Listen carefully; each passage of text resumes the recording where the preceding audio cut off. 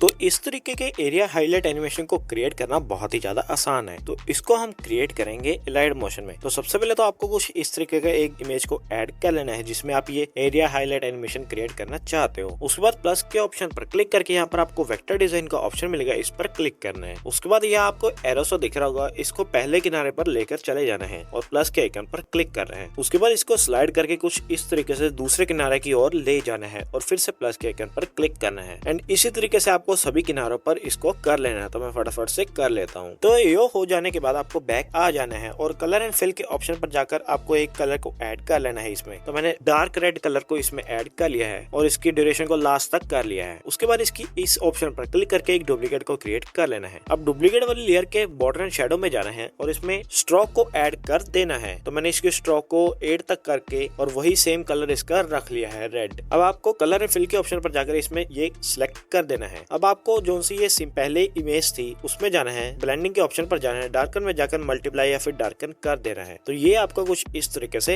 हो जाएगा। अब बैकग्राउंड को सिलेक्ट करना है और इफेक्ट्स में जाकर एक इफेक्ट को ऐड करना है, सैचुरेशन, और यहाँ पर आपको इसको स्टैंडर्ड सेटिंग में ऐड कर लेना है और सैचुरेशन को -100 कर देना है। तो ये हमारा कुछ इस तरीके से हो जाएगा। अब आपको थोड़ा सा आगे आना है। तो मैं 0.15 तक आ गया हूँ और यहाँ पर आकर इसको मैंने ट्रिम कर लिया है। अब ब्लेंडिंग के ऑप्शन पर जाकर शुरू में एक की फ्रेम को ऐड करना है और थोड़ा सा आगे आकर एक और की फ्रेम को ऐड करना है। अब फर्स्ट की फ्रेम पर जाकर इसको 0 कर देना है। अब हमें कॉपी वाली लेयर में जाना है और इसमें एक इफेक्ट को ऐड करना है, ड्रॉइंग प्रोग्रेस, और इसमें ड्रॉ ग्रेजुअली को ऐड कर देना है। तो ये हमारा कुछ इस तरीके से क्रिएट हो चुका है। अब नीचे वाली शेप को इस की फ्रेम के बराबर कर लेना है। तो ये हमारा कुछ इस तरीके से शो हो रहा है जैसा आप देख सकते हो। अब आपको फिर से प्लस के आइकन पर क्लिक करके वेक्टर डिजाइन को सिलेक्ट करना है। अब यहाँ पर आकर आपको प्लस के आइकन पर क्लिक करना है और थोड़ा सा नीचे जाकर एक फिर से प्लस के आइकन पर क्लिक करना है। अब कलर एंड फिल के ऑप्शन पर जाकर इसको बंद कर देना है और स्ट्रोक में जाकर इसको इनेबल करके 10 तक कर लेना है और इसका कलर व्हाइट कर लेना है। तो ये हमारा कुछ इस तरीके से शो होगा।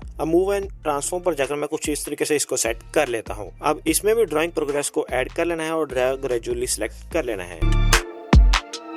अब मैं इसके की फ्रेम को थोड़ा सा आगे कर लिया ताकि ये थोड़ा सा तेज हो जाए। अब इसकी एक डुप्लीकेट करके इसको रोटेट कर देना है और नीचे की ओर सेट कर देना है। तो 90 तक रोटेट करके कुछ इस तरीके से नीचे की ओर सेट कर लेना है। तो मैं फटाफट से कर लेता हूँ। अब यहाँ तक आकर आपको टेक्स्ट को ऐड करना है। तो मैं टेक्स्ट को ऐड कर देता हूँ। तो मैंने 10 मीटर लिखकर इसमें फॉन्ट वगैरह सेलेक्ट करके इसको कुछ इस तरीके से सेट कर दिया है और इसी तरीके से दूसरी ओर भी सेट कर देना है। और इसमें एक इफेक्ट को भी ऐड करना है, फेड इन आउट, और इसके फेड इन को 0.20 कर देना है और फेड आउट को 0 कर देना है। तो इसी तरीके से दूसरी ओर भी कर लेना है। अब सभी लेयर्स की ड्यूरेशन को मैं बराबर कर लेता हूँ। तो ये हो जाने के लिए हमारा कुछ इस तरीके से क्रिएट हो चुका है।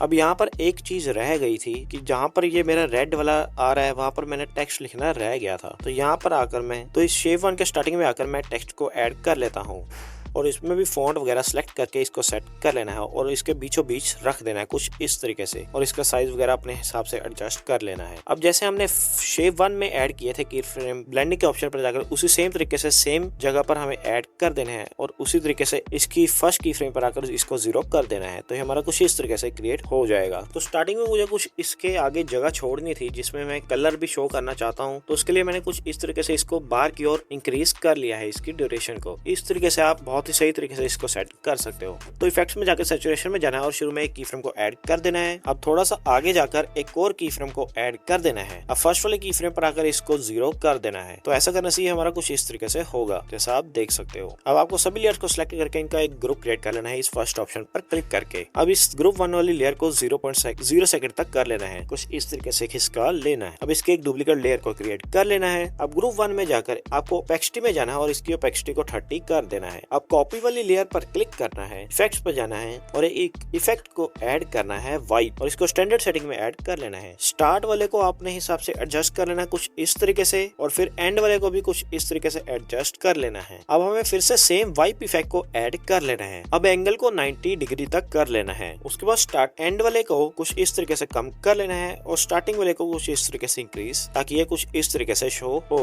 अब नीचे की ओर जाओगे तो फेदर का ऑप्शन मिलेगा, इसको 10 तक कर लेना है और पहले वाले वाइप इफेक्ट में भी जाकर इसके फेदर को 10 तक कर लेना है।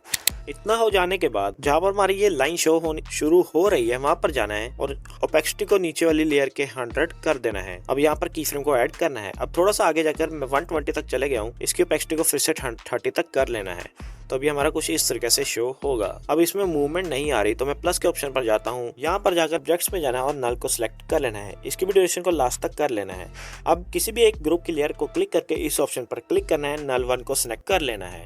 अब उसी तरीके से दूसरे ग्रुप को भी सिलेक्ट करके नल 1 के साथ कनेक्ट कर देना है सेम तरीके से। अब नल 1 में आ जाना है और इसको कुछ इस तरीके से सेट कर लेना है। अब जहाँ पर ये हमारा शो होना शुरू हो रहा है तो मैं 1 सेकंड से एक की फ्रेम को ऐड कर लिया है। अब 1.15 तक आकर एक और की फ्रेम को ऐड कर लिया है। अब Z एक्सिस पर क्लिक करके कुछ इस तरीके से इसको जूम कर दिया है एंड XY एक्सिस से इसको कुछ इस तरीके से मूव कर लिया है सेंटर पे। तो अभी हमारा कुछ इस तरीके से सेट हो चुका है। अब इसमें मैं ये कर्व को ऐड कर दिया है। अब आप इसको सेव कर सकते हो and here is the final result. तो वीडियो जरा भी पसंद आई हो तो वीडियो को लाइक एंड चैनल को सब्सक्राइब जरूर से करते जाना। अगर आपको कोई भी ऐसी तरीके की नई एडिटिंग सीखनी है तो मुझे कमेंट सेक्शन में बता दो, मैं उसके ट्यूटोरियल जरूर से लाने की कोशिश करूंगा। Thanks for watching.